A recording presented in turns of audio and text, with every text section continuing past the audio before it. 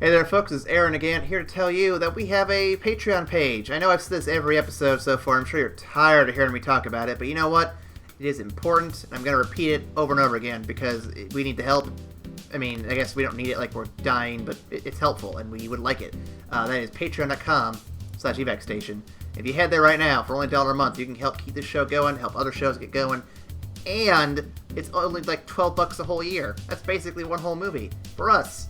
That's cheaper than any of the movies we've talked about so far. I mean, honestly, it's a great deal. You're sealing a great deal here. Slap the roof of this car here, this podcast here. It's going to fit all sorts of episodes in here. Just go for it. That's a meme right there. Just enjoy it. I'll see you during the show, and have a good time.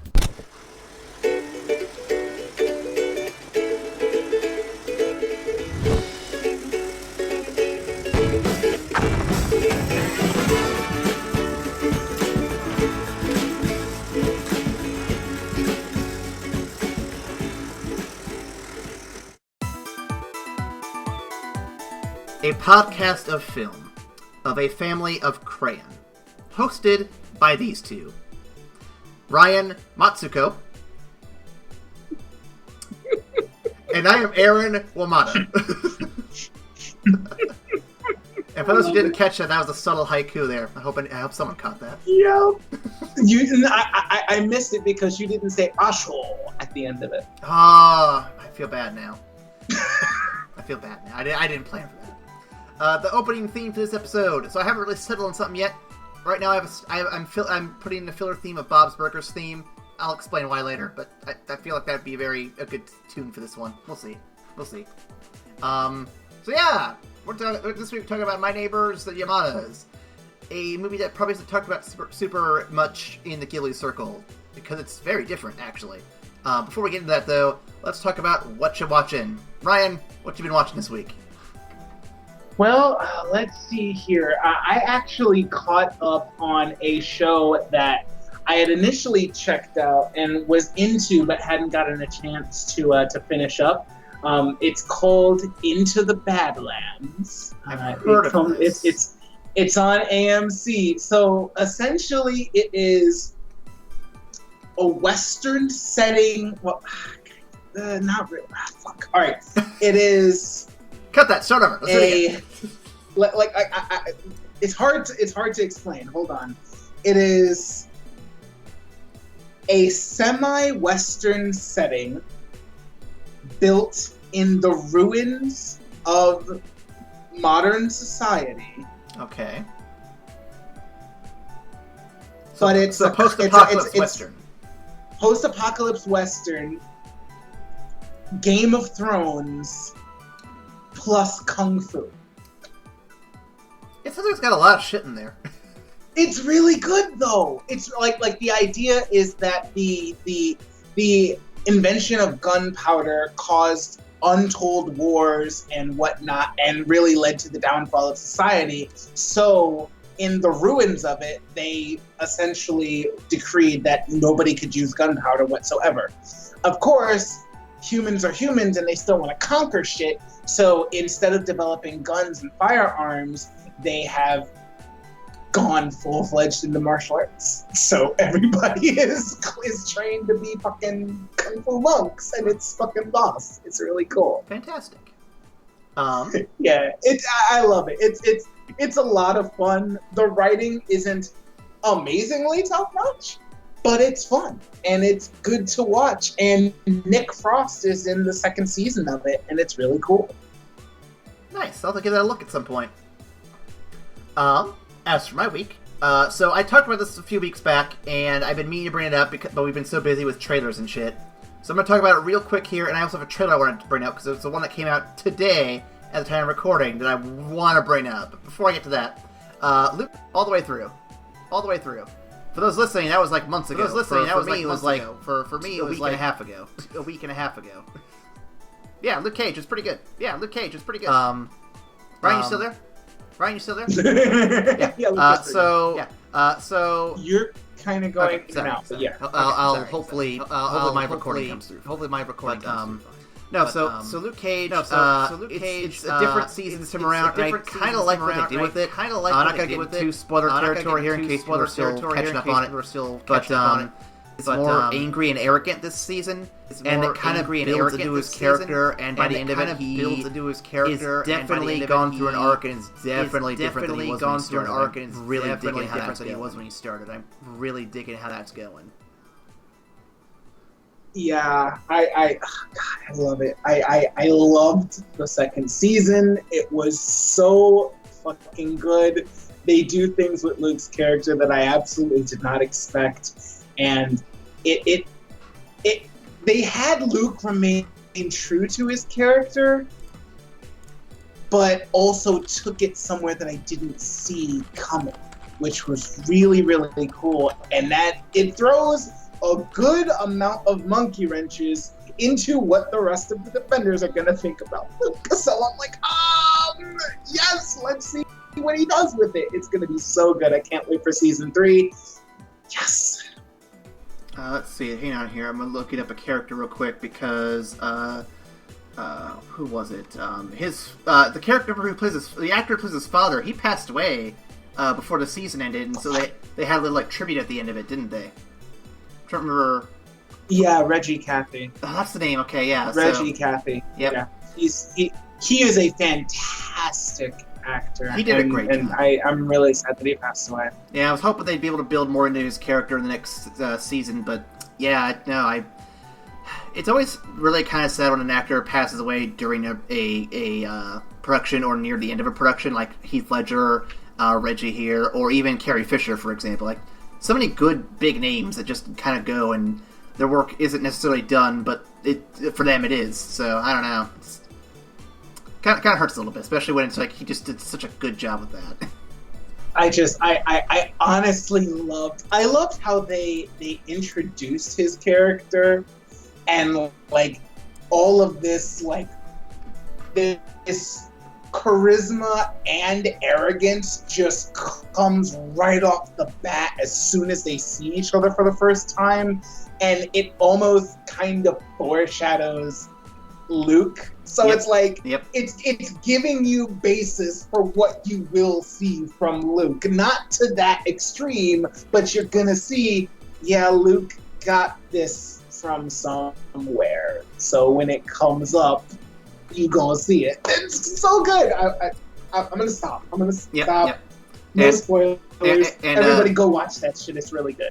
And not really a spoiler, but I do want to dissuade any concerns. The guy who plays Iron Fist, he does okay in this season. He's only in it for like one episode. He does an okay job. He has, I think he's learned a little bit from the previous appearances he's had in these shows.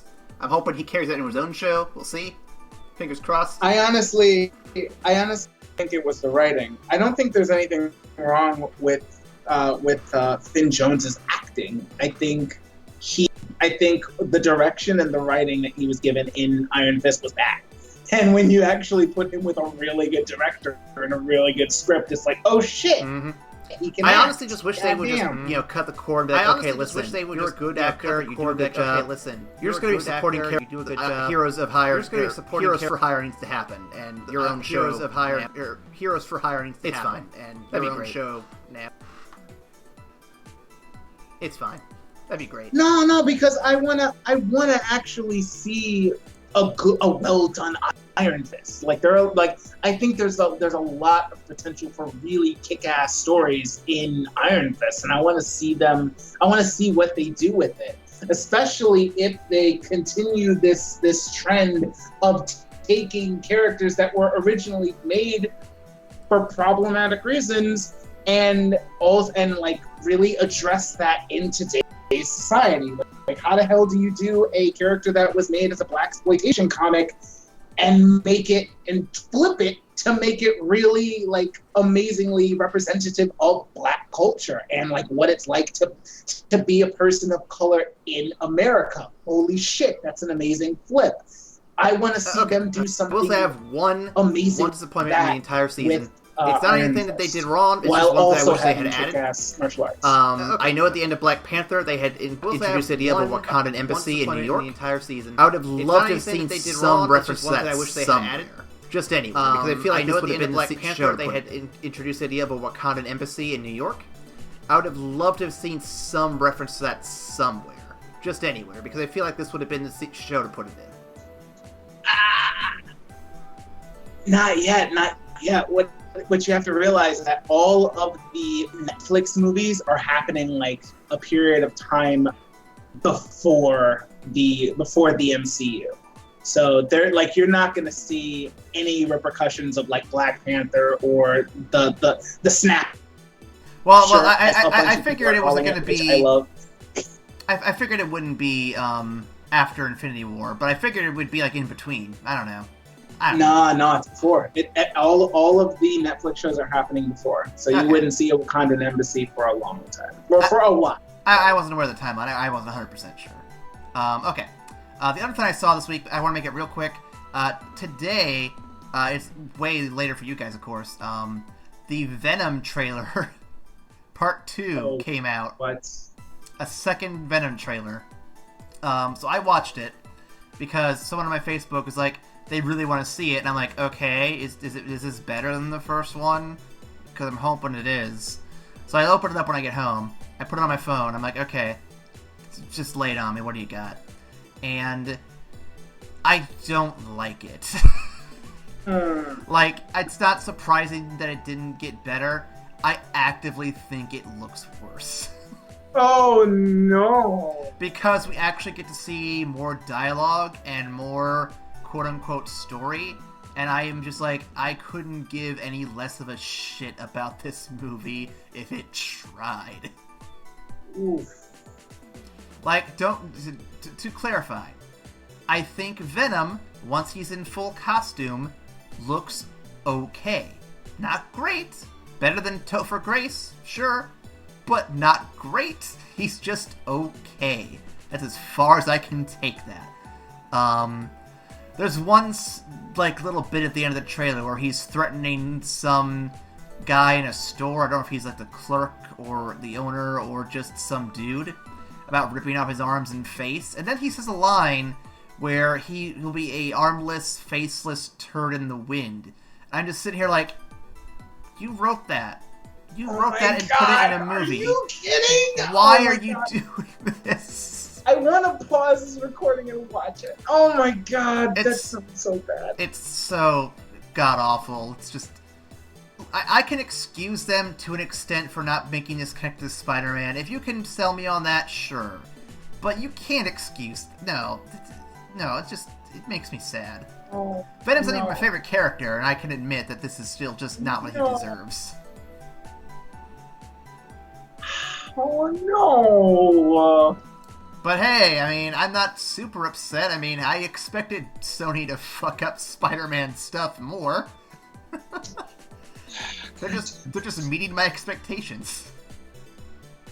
It's not great. It's not great at all, no. I hope it doesn't damage the Spider-Man brand. That's my only concern, because, like, I don't think Marvel wants that. Alright, yeah, I'm checking this out as soon as we're done. Oh yeah, you should. You'll be disappointed as much as I am. I have it, like, keyed up on YouTube. As soon as we're done, I'm gonna watch it. Excellent. I hope I'm here when you do. Ugh. Okay, well, getting away from that sadness, let's talk about today's ill-named SummerSlam. We'll be tackling My Neighbors, the Yamadas. All of them, to the ground. A very different film, released in 1999, directed by the late Isao Takahata, before he would take a 13-year break from directing. Wow.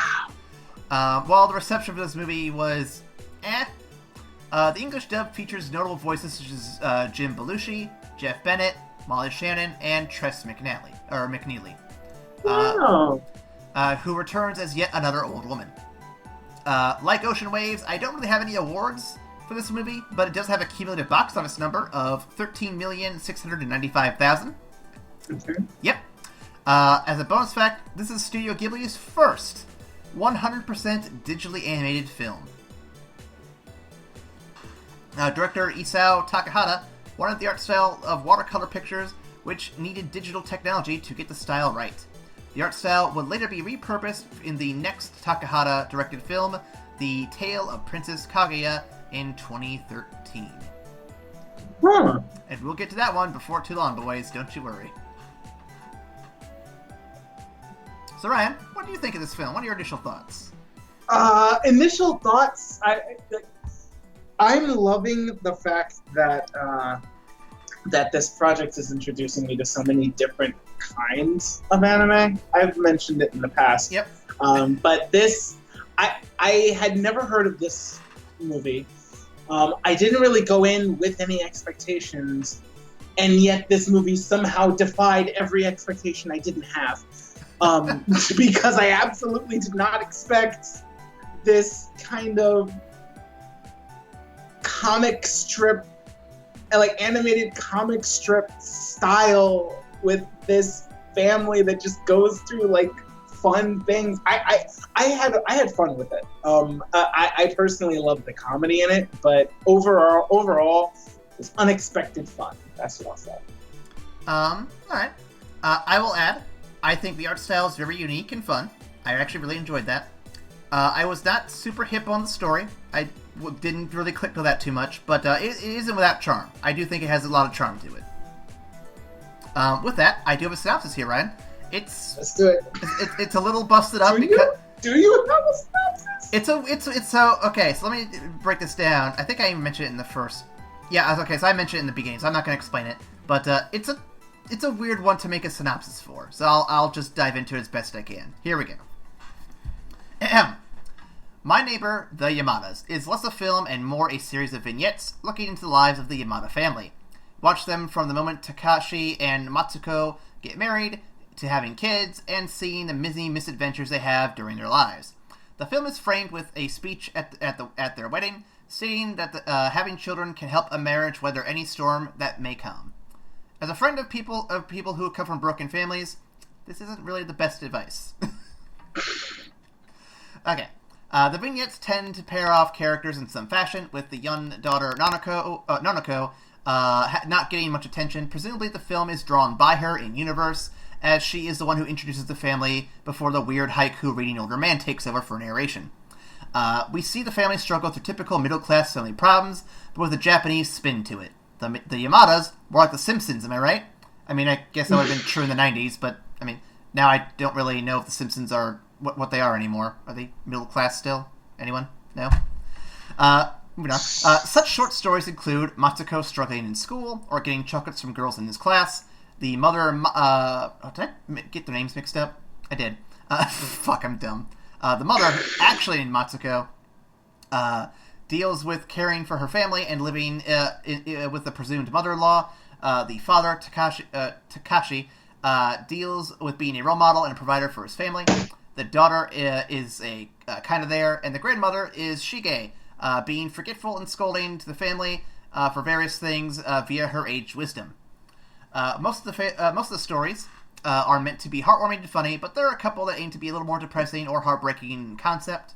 One such idea includes a group of street punks riding through their neighborhood at night. Mr. Yamada attempts to speak to them, but is unable to get the words out. That's when Granny Shige steps in and outwits the street punks with her coy old woman charm.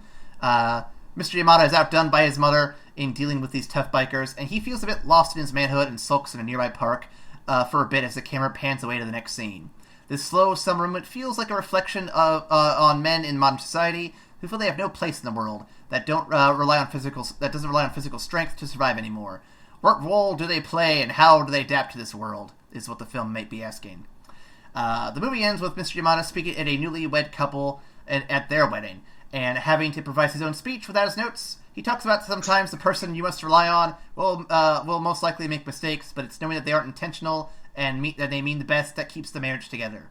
This transitions into a short song and dance number in which the mom and dad begin to sing that leads into the whole family singing, while a fantastical and more surreal animation happens in the background.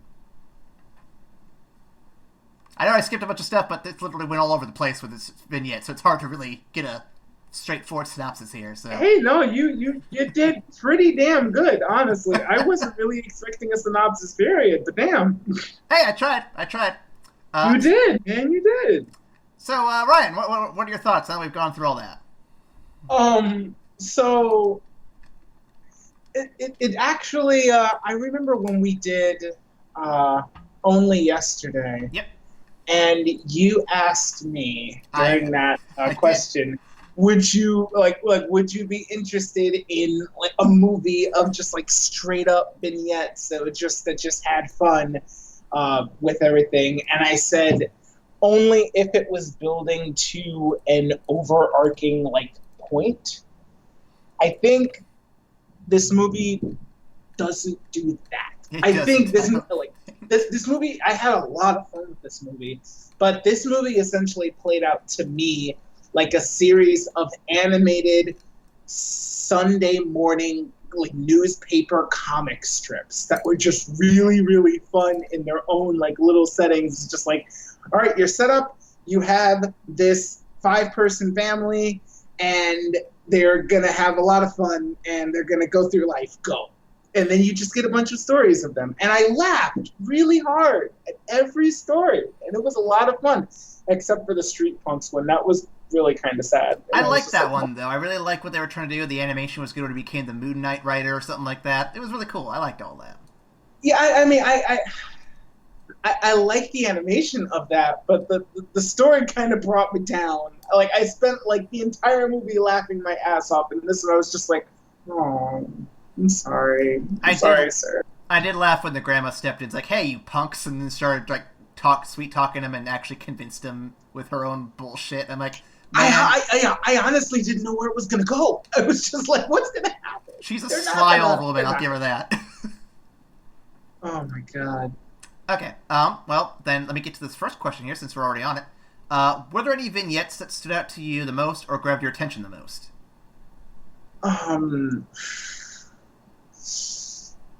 Singular vignettes, not entirely.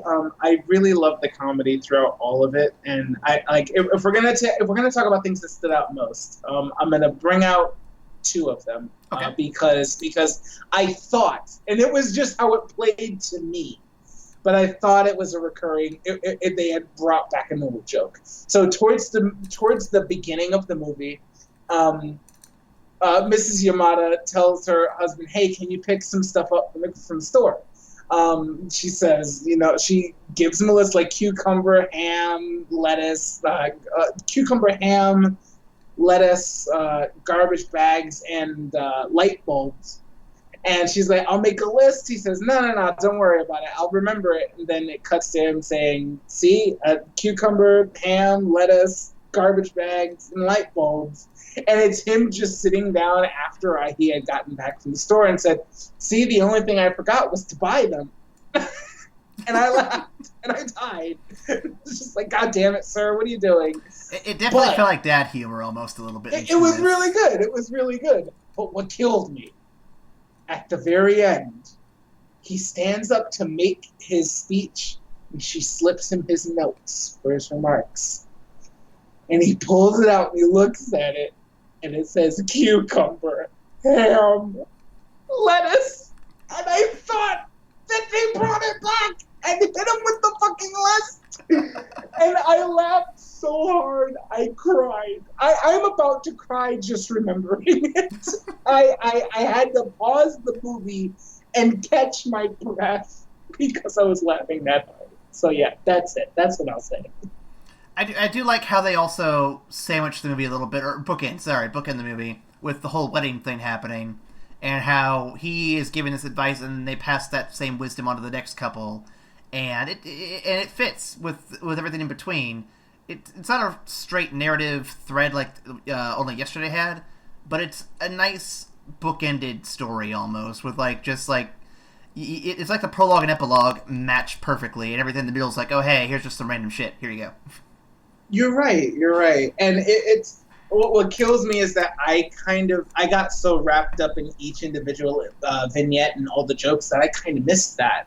So, but now that you bring it up, it makes a lot of sense that it bookends itself. And like, you start the movie, they're just they're reminiscing on how when they were just married, they were given all this advice, and then it shows them throughout life, and then it ends with them being able to pass on their own kind of hard-fought advice, which was really cool. Now that I think about it, that's really well done. So I guess I'll throw this question to you then, even though I think you've already kind of answered with how you say you laughed to the point you cried. Do you think the humor's aged well in this film, or does it feel like it's a bit dated with it being a late '90s, early 2000s film? I don't think it's dated. Honestly, I think because it makes it's humor based on like everyday struggles of families and just like the silly shit that you're gonna get into as husband and wife, and like dealing with your kids being smart asses and just like accidentally leaving your kid at the mall. Oh shit. And just I think that kind of humor ages very well. Like you can definitely see like some dated points of like reference in the movie, but I don't think it really detracts from the humor at all. That's fair. Okay, I'm gonna skip this next one real quick. I'll get to it later because I think it is better for the end here. Okay, so like only yesterday, there's a series of vignettes to make up an actual film, and I think you've already told me that you like this one a lot. So the question is here: do you think this one holds up nearly as well as Only Yesterday does? Comparing these vignette flavored films. When you say holds up, what do you mean? So I know we talked a lot of sugar about Only Yesterday because it gave us such a deep conversation, and it kind of let us relive the whole nostalgic feeling of being a child here. So I guess my question is, does this film kind of trigger anything like that? Does it feel like this series of vignettes clicks at the same level as Only Yesterday, or do you feel like it falls short of that a little bit?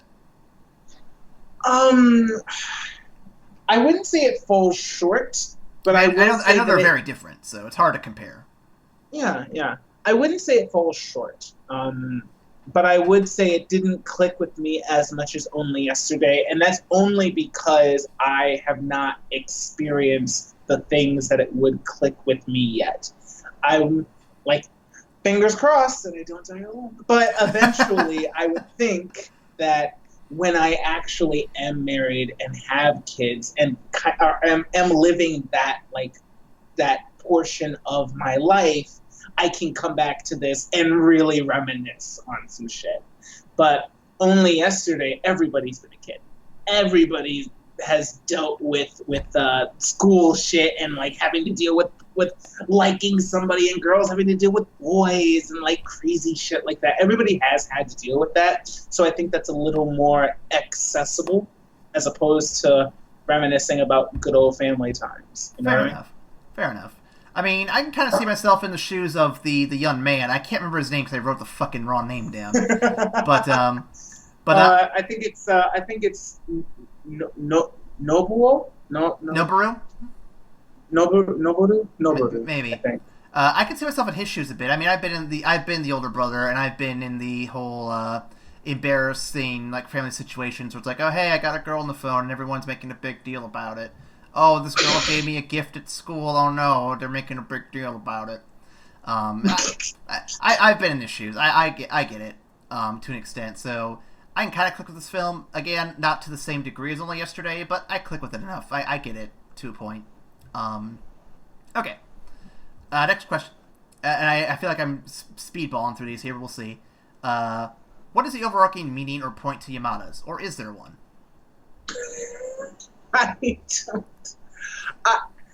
don't think there is one. I mean, if okay, no, I take that back. Okay. I think it goes back to what they were talking about in both the beginning and the end of the movie, and how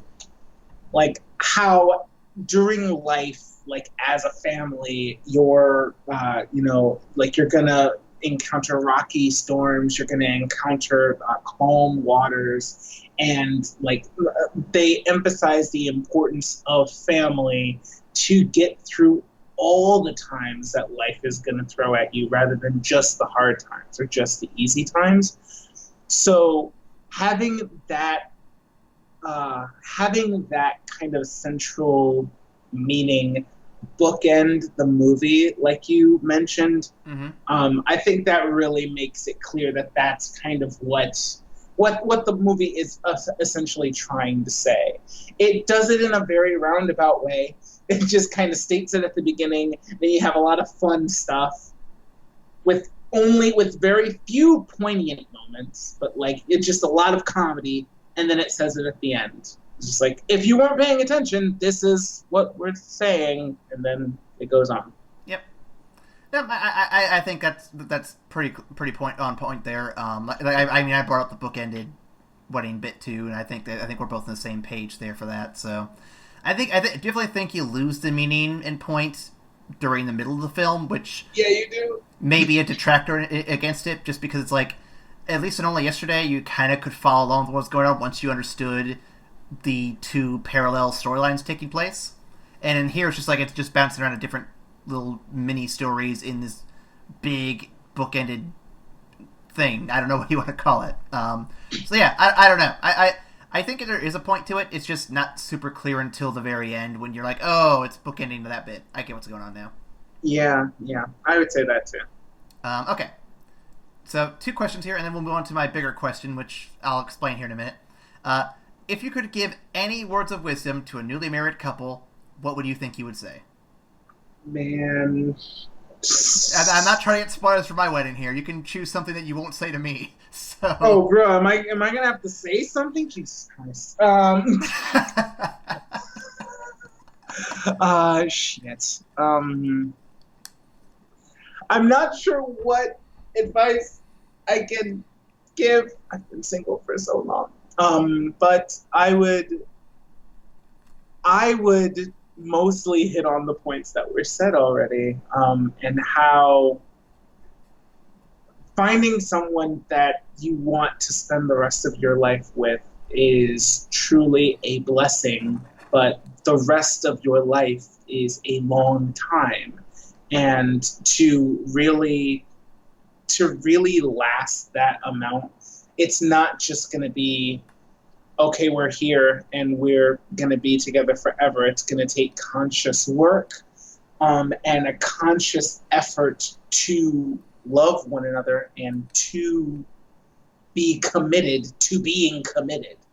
So as long as you keep that in the forefront and you approach every interaction with forgiveness and the desire to just be in love with this person and stay with them forever, I think you guys will get through it just fine. I like that. That's good. I think the advice I would probably throw out there would be along the lines of every relationship is built on trust and compromise, and without either, the relationship will probably crumble. And so go forward being able to trust one another, and go forward being willing to compromise on what you want, because that's part of the relationship. It's a two-way street.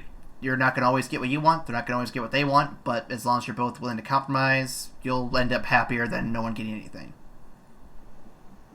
Very good. Very good, sir. Yeah, I like that. Sounds like somebody who's about to get married. I mean... A little bit. Well, I've had enough bad relationships to know this kind of advice. So let's just say I've been with someone who was unwilling to compromise here and there. Not going to name names, but yeah, it was not a fun relationship. I learned that very quickly. Mm-hmm. All right, last one before I get to my biggie. Okay, so what is the best advice any parental figure or guardian, or any parental or guardian figure has given you, and do you still follow that advice to this day? Shit.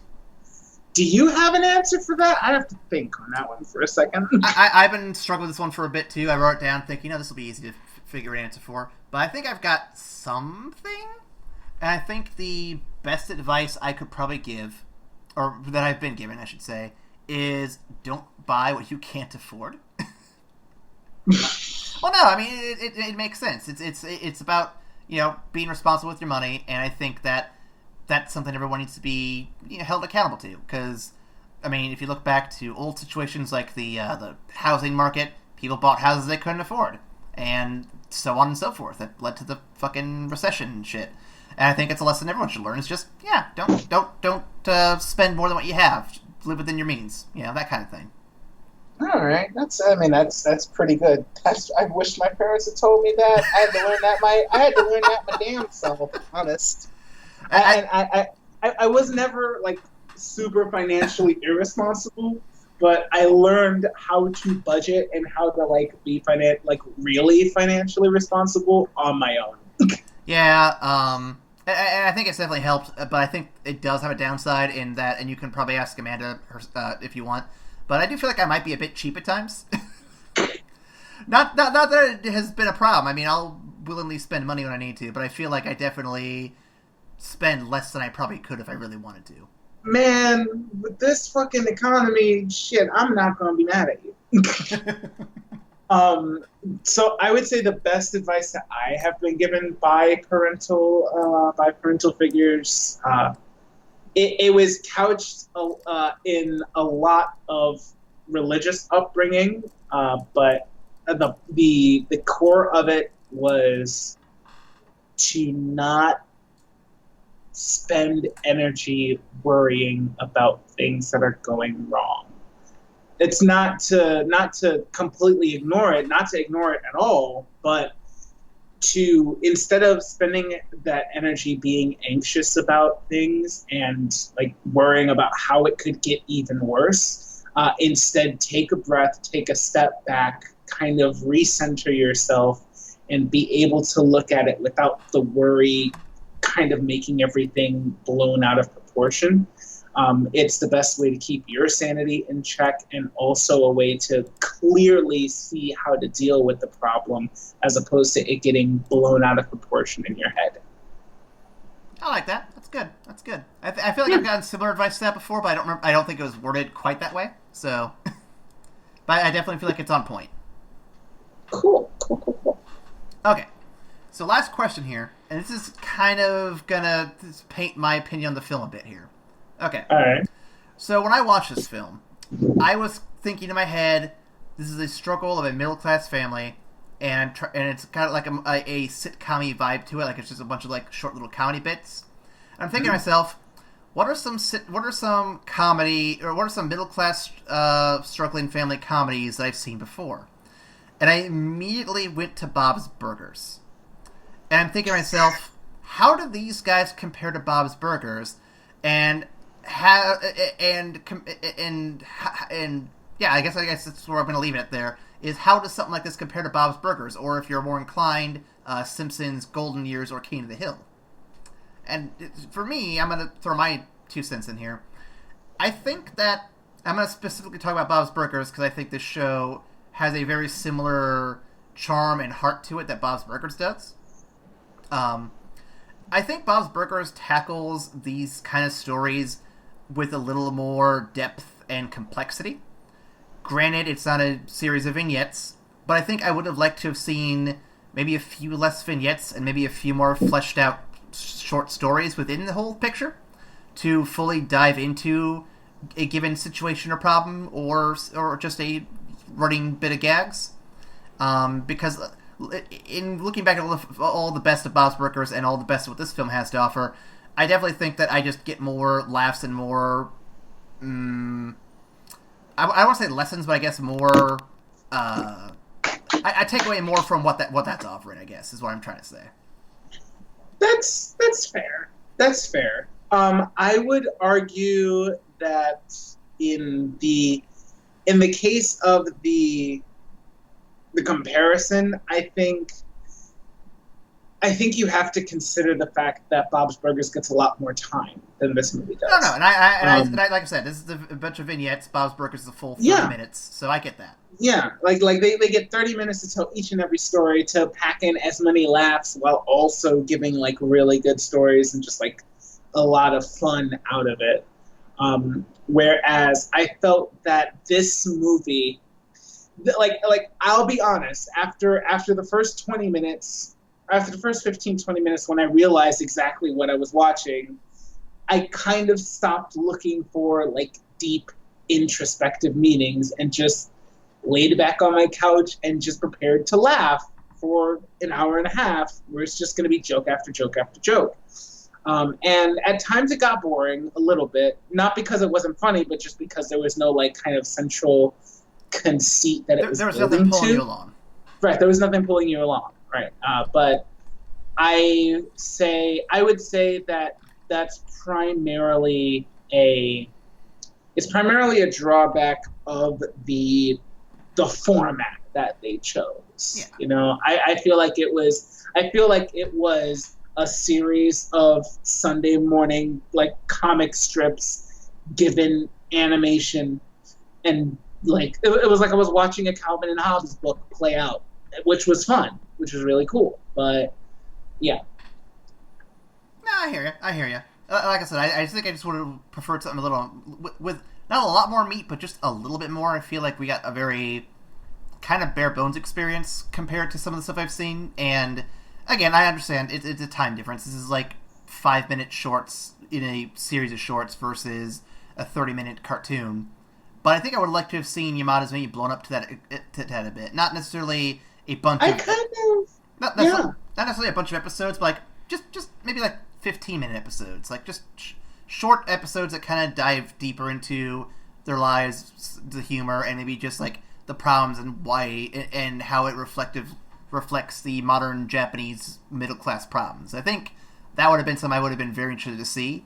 And I feel like this is a glimpse into it, but it's not enough of a look that I wanted to get. I'm honestly okay that it didn't do that. I think that this particular project showcases like another facet of like what Studio Ghibli can do. I felt like it was just kind of exercising it, like flexing its muscle in terms of like, all right, well, what if we did just a bunch of vignettes and just had a lot of fun with it? What do we go? Like, where do we go?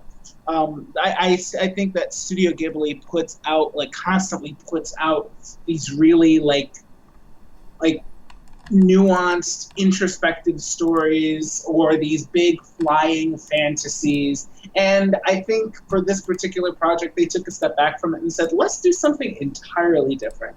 And I was really okay with that. That's fair. All right, I'm out of discussion questions, so we're going to go straight on to our next segment here, which is the Trivia Corner. Let's cue some music here.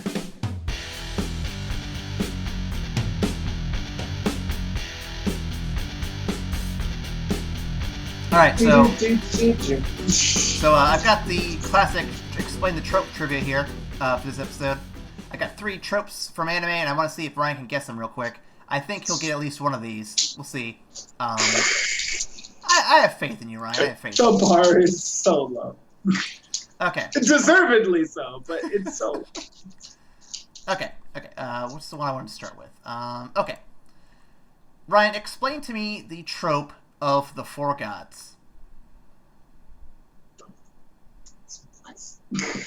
Yep. In Japanese, and to an extension, Chinese as well, and other Asian cultures, there's a trope known as the 4 gods used in various things. What do you think this refers to? Okay. I'm going to note that in the majority of anime that I've seen, particularly shonen, when you get to like the upper echelons of like powered individuals, there always seem to be 4 of them. In One Piece, you have the 4 emperors of the New World, and I think it was. No, there were 5 Kage in Naruto. No, still, I'm going to stick with that. The fact that there are usually, like, at the top echelons of power, there are always 4 different individuals that the main character has to either interact with or defeat in some form or fashion. I appreciate the way you took that. It's not quite what it is, though. It's entirely wrong, but I like where you went with it, Ryan. Okay. So, the 4 gods are essential figures of ancient Chinese and Japanese astrology and geomancy, which includes various references in anime. One notable one I know of is in Digimon, because they do have this reference, I think, in the second adventure, I remember right. These gods in Mandarin, Chinese, Japanese, Korean, and Vietnamese are known as the Azure Dragon, which is like the god of the east, the vermilion sparrow, god of the south, the white tiger of the west, and the black tortoise of the north. You didn't even know the specific ones, obviously. But basically, it's these 4 massive godlike animals that represent the 4 directions and are kind of the 4 gods of Eastern mythology in certain... based on the constellations and shit. There is absolutely no way I would have gotten that. I know they referenced it in fuck it, what is it? Digimon, because I know there's a dragon of the east named Ulanmon or something like that. I don't remember what the other 3 were. It drives me fucking crazy. Okay. You might Oh my god. You might get this one because we have some context to back it up here. We'll see. What is the Hime cut? The Hime cut? Yes. Hime cut. Okay, well, Hime means princess because we just watched Mononoke Hime last week. Mm-hmm. Ryan's on a path here. I think he might have this. I'm gonna guess that there's a specific type of haircut that's generally used for characters that are like thought to be princesses in anime. I can't. I'm sitting here trying to think what San's haircut looks like. It's kind of like a shoulder length like bob. Not really a bob. Let's be fair here. Does she really count considering she lives in the wild? She is a princess of the forest. I don't know, man. That's my guess. Well, Ryan, I'm going to give you a point here because the Hime cut, the regal style hairstyle worn by many female characters, primarily in Japanese and Japanese-inspired media. The name comes from the Japanese word of princess and is associated with the upper classes in tradition. Hey, I did it! I stumbled there, but I did it. In its pristine form, it's straight black hair, endemic of actual real-life Japanese people, is worn long, save for the perfectly trimmed just above the upper eyelids. So, kind of like Hinata, but with long hair. So, like the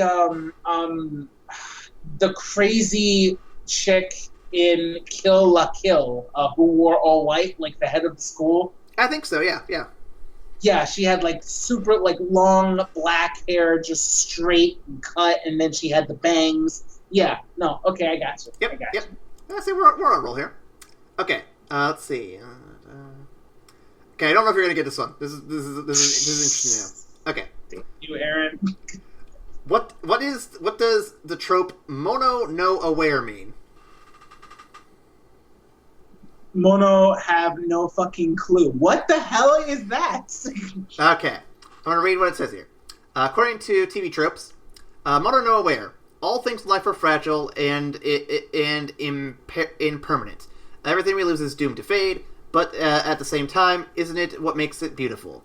An aesthetic first popularized in the 18th century by scholar Motori Norinaga. Mono no aware, often translated as the ah-ness of things, is a kind of wistful sadness that would come to be considered the central theme in Japanese art and one of the pillars in Japanese identity. What? Oh my god. Basically, it's a very light version of Japanese nihilism. Yeah, that's like it's nihilism light. That's what this trope is. Okay. I didn't realize everything is doomed to fail. Everything is doomed to fade, but it's impermanence that makes it gorgeous because we will not be able to experience it forever. So we should treasure it while it is here. I wish Morty had said that instead of what he said to Summer that first time when he explained his dead body. That would have been cute. I would have loved it. Yeah, but that wouldn't have been Morty. That wouldn't have been Morty. It'd be Japanese Morty. Maybe Japanese Morty who wasn't hanging around Rick all the fucking time. Maybe. Oh, is there a dimension you think where Morty is Japanese and he has that same kind of opinion? No. Because Morty can't exist without Rick. I believe this. I'm 99.8% sure it's canon. Well, okay, so we know that some of the Mortys do exist without a Rick, but that's mostly because those Ricks are dead. Yeah. That's what I mean. Like Yeah. you won't go to a universe where it's just Morty and he's just existing and has no idea of the existence of Rick whatsoever. I don't think you'll ever see that. All right, so yeah, that's our trivia segment right there. Good stuff. Good stuff. Went into a little Morty tangent, but it's cool. Yeah, it's good stuff. Okay, now on to our final segment. We're going to close out this with our review. If you haven't seen what our review scores mean, platinum, gold, silver, bronze, stone, dirt, and shit, please be sure to check out the link in the description, which details exactly what we're talking about. Because there's some depth to them, some meaning, and we want to make sure that you know why we're reviewing something, so if you don't like a review score, we can explain, oh hey, that's because this means this, and you're not paying attention. With that in mind, we're going to be talking about My Neighbors the Yamadas, and reviewing this one on the scale. Ryan, where would you rank My Neighbor the Yamadas on our scale? I would give My Neighbors the Yamadas a bronze. I don't think there's anything wrong with it, but I don't think they were really swinging for the fences on it. I think they were trying to do something different and just kind of exercising what they could do. I think that it was very funny and really enjoyable, but it's not something that you should absolutely must. You have to see this. Oh my God. It's not that. It was fun, but it's not that. I'm going to be in the same boat. I'm going to say probably a low bronze for me. It was not anything I was super over. Part of that's because we're coming off the very overwhelming Princess Mononoke. It's kind of hard to watch anything after that and be like, oh yeah, this is great. But, yeah, no, I'd say this is a low bronze. I actually originally had it as a stone for me because I just felt it was like kind of skippable. But I mean, you talked about some sugar. It's fine. It's okay. I would say its art style is definitely something to take to the bank. It looks really good. It's kind of like Wind Waker. It ages really well, and I think it's going to hold out for a good while compared to some films we've seen. But I don't think that That's fair. I prefer, but I do appreciate what it is and what it looks like, and it's kind of timelessness almost. So I like it. But yeah, I'd go with that. Probably no higher than bronze is where I'd say it. Yeah, I would agree with that. So yeah, with that, let's go ahead and close out with our usual bits. You can find us on Tumblr, Twitter, Facebook, all those things, the social medias, if you want to contact us or if you want to send us questions, messages, all that stuff. We'd be happy to hear from you. If you have any kind of opinions on these films, we'd love to hear from you as well, because we'll read them at some point if we get any. And you can also reach out to us on our email. Ryan, what is that email? That is evacstation@gmail.com. evacstation@gmail.com. I like it every time I hear it. With that in mind, next week, y'all will be listening to Spirited Away, which Ryan and I recorded months ago. Damn. So yeah, look forward to that. I think it was one of the movies we did before we even had our gold through silver system or whatever it is. So the review scores may not be 100% on par. After that, you'll get The Cat Returns, which you've already done. And then we'll finally get to Howl's Moving Castle, which is the first in the run-up to the end that we have not done.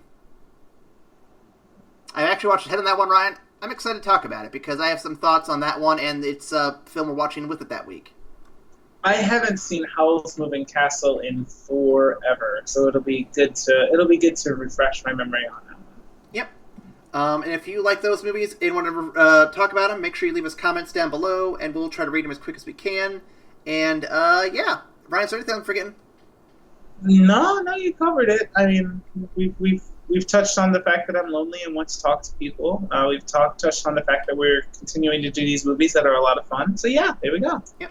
Oh, almost forgot, patreon.com/evacstation. If you want to help us out there, $1 a month will help us get more product, more movies, more fun times. And we'd love to keep these fun times rolling. Because after this, we will be doing... I guess we can probably detail what we're coming up after Ghibli movies.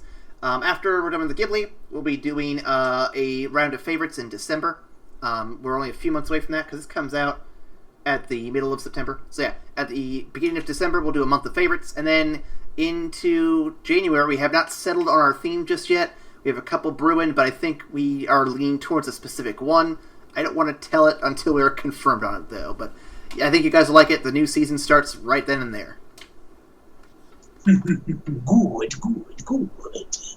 Alright, I think that's everything. So we'll see you after the credits. Bye. Will I be pretty? Will I be rich? Here's what she said to me. Hey, Sarah, Sarah, whatever will be, will be. The future's not ours to see. Hey, Sarah, Sarah. And her being like them actually trying to like make a relationship work in the midst of Big Mom and all this crazy shit would have been impossible. But damn, I felt so bad for both of them. I'm like, Sanji was gonna hold it down and actually be a great husband, and she would have had somebody that actually loved her, like every bit of her, and just. And then she took it away, and then she just sat there and cried forever. I'm like, oh god damn you, Oda, you broke my heart again. Like I said, I think I love that arc the most. Sanji is probably become. He was always one of my favorites, but he is like literally solidified as yes, he has deserved the status as the best character so far. Yeah, he's so good. It's so good. I'm sorry, I took us off on like nonsensical tangents. I just wanted to bring that up with you. No, I love One Piece. I want to do a podcast on One Piece now. Ooh. Oh boy. Okay. That would be a massive undertaking. I mean, we wouldn't do the whole series. We'd probably just like highlights and shit. It'd probably be a two-parter though, at least. Okay. Let's tone it down. Let's bring it in. Okay. Audacity. I got my new Audacity up. All right. Going 3, 2, 1, go.